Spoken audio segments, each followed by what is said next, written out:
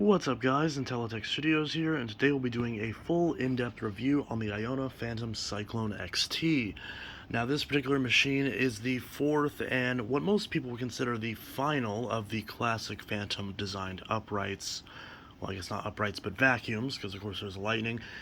And this, essentially, speaking of the Lightning, is very similar to the Fantom Lightning in the sense that, unlike the Thunder and Fury, this machine was improved in some ways with proper pre-motor filter filtration and a secondary brush roll motor that allows you to shut off the brush roller for bare floors. The configuration of this machine is essentially an upright version of a Fantom Lightning, in fact. So I've been using this machine for the last couple weeks, and I'll be talking about my thoughts about it in the full review.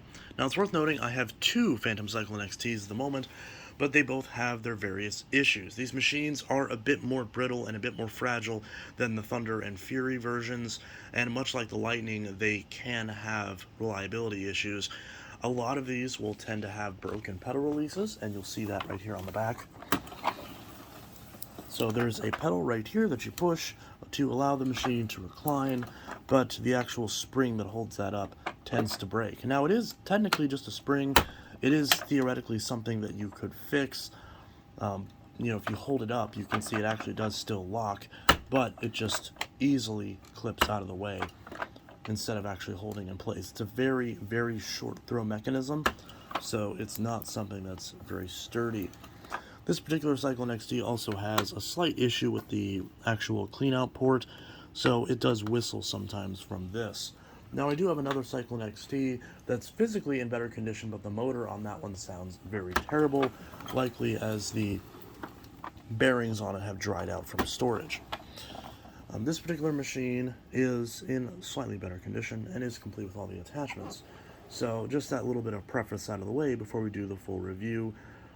Of course, this machine is slightly old, so it's not going to have the best performance compared to a brand new unit.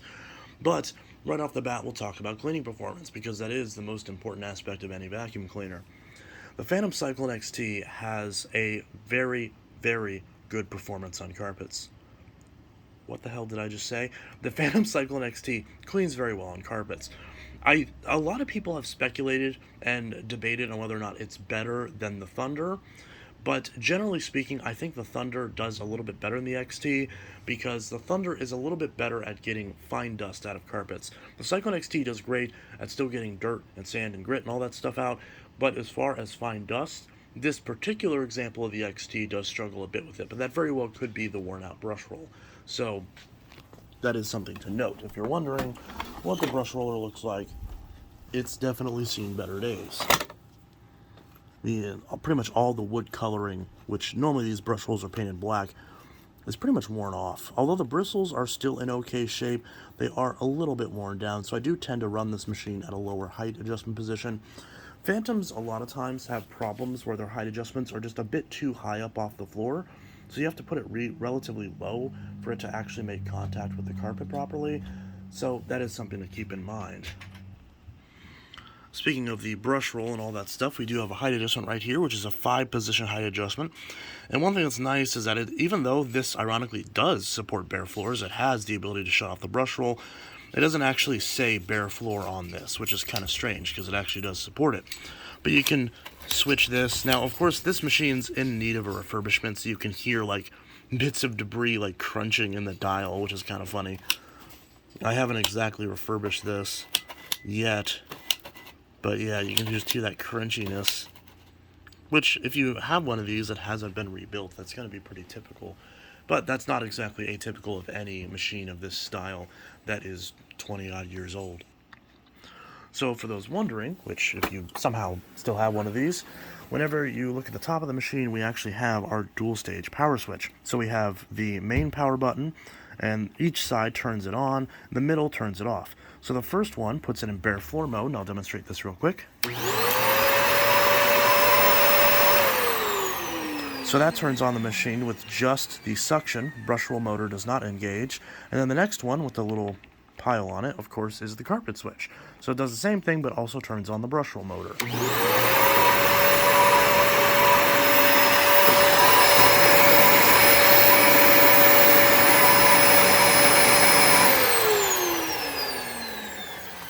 Now, unfortunately, this machine is in need of a new belt, which I do need to replace very soon. It does have an indicator light right there that tells you when the brush is working properly. On later versions of the Cyclone XT, they did get rid of that light, though, for some reason. But it does blink green whenever the brush roll motor is on and functioning correctly. And of course it's off whenever the motor's off, and it turns red if you jam it. It does have a belt protection system, so if you do jam it, you're not going to have to worry about breaking a belt or anything like that. Although, considering how old the belts are on these, despite the fact that they're geared lifetime belts, 20 years is generally enough to where you'd really need to replace it. But the good news is you can still find belts for these if you're lucky. And that's a pretty significant keyword. It's not like the Thunder and Fury where they're very easy dirt double belts. It is its own separate belt. Now, one thing that is a bit interesting too, if I can get this in the upright position, is that similar to a lot of newer machines, this machine actually does detect when the machine is upright and shut off the brush roll accordingly, even if it's in the carpet mode. So that's something where a lot of newer machines, you kind of expect that by default, but there's still cheap machines to this day that don't do that. So it's good the XT did future-proof in that regard. Again, it kind of borrows a lot of those features from what would be eventually the Dysons. But similar to the Dysons, we also have a hose wand setup that is, again, very similar to the Dysons. But that makes sense, of course, because Fantom and Dyson's relationship at the time was pretty interesting. This essentially is an Americanized version of a Dyson DC-04. We got a squeeze and go handle, as they claim it to be. And the hose on this is also a little bit longer out of the box than it is on the Thunder and Fury. So out of the box, you get a little bit more reach, and the hose stretches a little bit further. And you can put the same extension hoses on it. And whenever the Cyclone XT came out, they actually came out with a 10-foot hose extension. And so that means that the hose can also reach even further if you get the longer hose extension. So, of course, with that, it means that getting up the stairs with this is a piece of cake. And just like with the Dysons and the older Fantoms, you would leave this machine at the bottom of the steps and go all the way up your steps with the wand. Again, very, very similar to what you would eventually find on Dysons. So all that is really good. Although one issue with the tools on this is just like with the previous Fantoms, trying to fit the tools on the end of the hose is not easy at all, and it's definitely not the most user-friendly experience trying to jam the tools onto the end of the hose. Speaking of the tools themselves, in my opinion, get a downgrade on the XT. I think the tools aren't as good as they are on the Fury versions, with the exception of the floor nozzle, but they do hold themselves in this neat little silo at the top of the unit. So we actually have our crevice tool, which isn't exactly the correct one for this unit, but it is a working one. So we've got our crevice tool, we've got our upholstery pet hair tool, and the brushing tool. The dusting brush actually stores inside that attachment. So they basically both nest inside of each other in order to save space in the unit.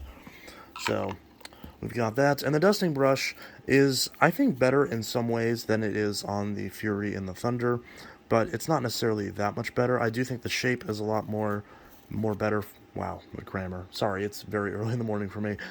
The dusting brush definitely has a better shape when it comes to dusting, but it also doesn't have as big of an opening as it does on the Thunder and Fury, so depending on your preference, that could be one way or the other. And the pet hair tool, in my opinion, is just a significant downgrade from the Fury and Thunder, although it does natively store on board now without needing some sort of adapter. This, honestly, is just too big, and considering the lack of suction and airflow this machine has, it really kind of struggles to pick stuff up, and a lot of stuff just gets caught in the bristles. It's still a good tool to have for sure.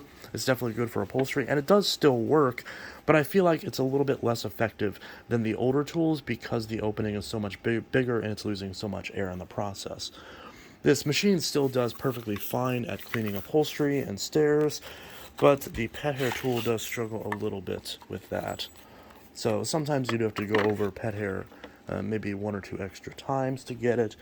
And of course, while there technically was a turbo brush available, by the time the XT was around, it was long discontinued and hard to find. And of course, these machines don't lend themselves well to that anyways. Although, one little hack that I've learned is that if you use the plastic SIBO inch and a quarter adapter, you actually can jam inch and a quarter attachments onto these machines, And while I haven't tested the XT, I know the Fury can actually spin up some turbo brushes, and that could, of course, improve your experience with the tool usage. But again, the biggest issue with the tools isn't the wand and it isn't the tools themselves, it's trying to fit the tools onto the end of the hose. I really wish that Fantom had improved that mechanism. On the XT, unfortunately, it's just the same as the Thunder and the Fury. It's a rubber cuff that you have to jam the tools onto and twist them to get them to fit into place. So it's really awkward, especially for the tools that don't have rounded edges. So that is one thing that does make the machine a little bit less convenient, because I use the tools on the end of the hose far more often than I use the tools on the end of the wand. So that is something to keep in mind. So real quick, we're going to go ahead and split up this review by running the machine real quick on this carpet. Now again, mine is in need of a belt, so it may bog down a little bit, and I kind of have to wait a couple seconds for it to really spin up. But that also could be the reason why I speculated that the Thunder is a little bit better than this. Later on, if I do try it with a different brush roll and a different belt and I get better cleaning performance, I will update the review in the description to address that point. So we're going to go ahead and turn it on and give it a quick run. Trying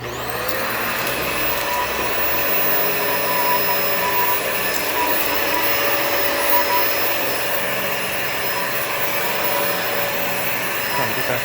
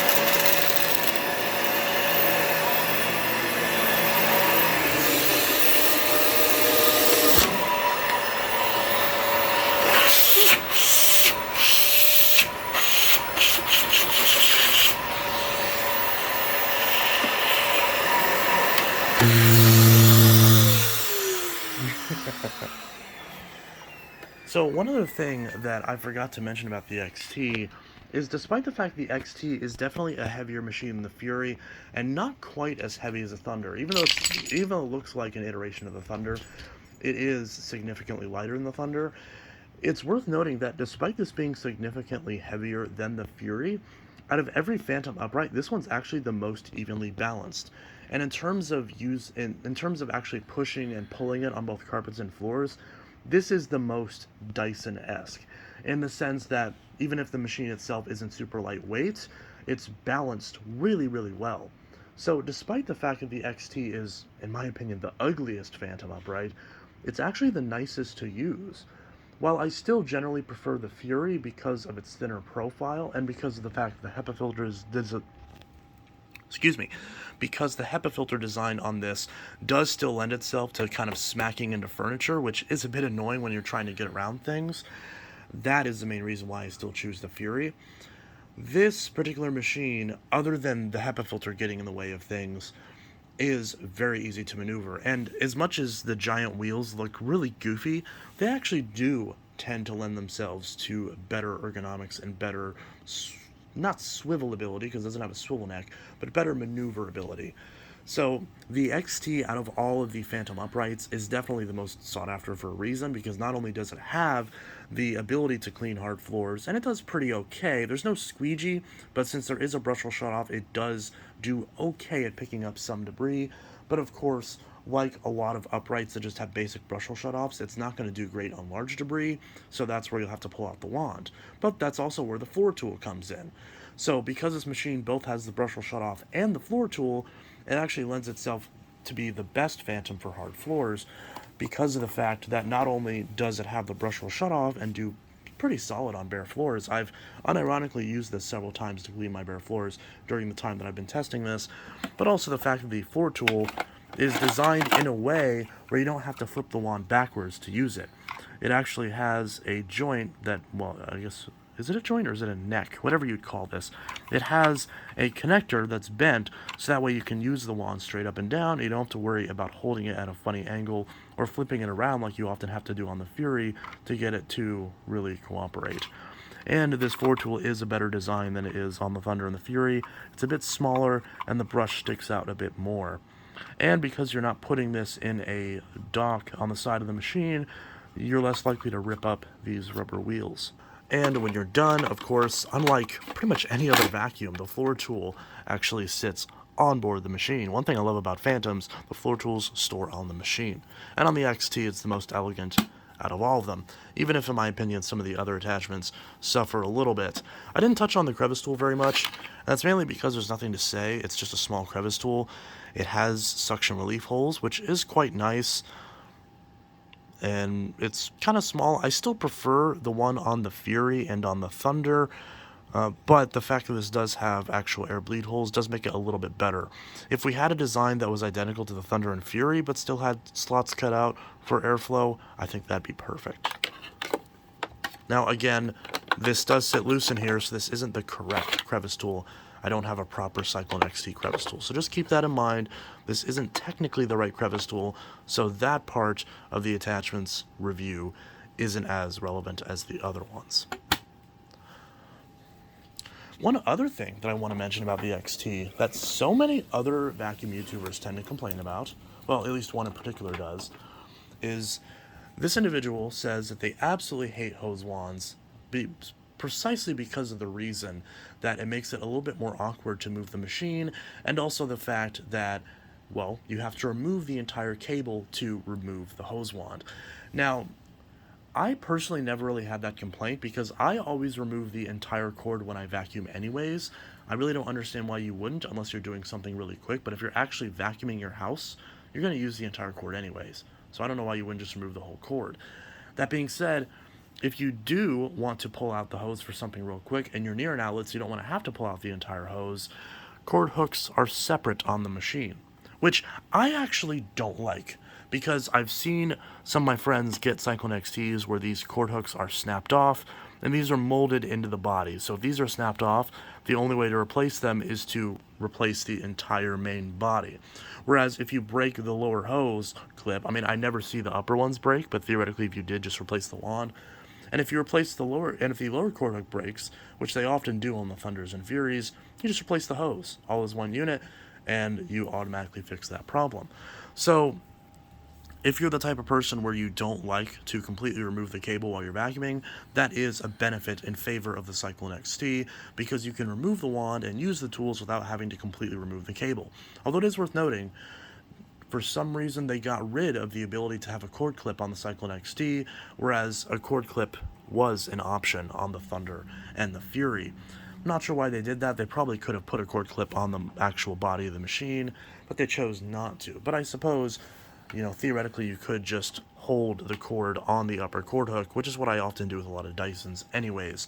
So that is one little area where that's a bit different, but, you know, could be said. Now, as I mentioned, there is, well, I should say, I don't know why I'm showing the wrong side of the machine, but as I mentioned, there is a clean-out port on the bottom of this. Now, on this particular unit, it's a little tricky because it's kind of broken, but you can flip this lever, and the clean-out port pops off. And then from here, you can access the inside of the machine and get any debris that's stuck on the inside. Then you can hook it back on and twist it back in to lock back into place.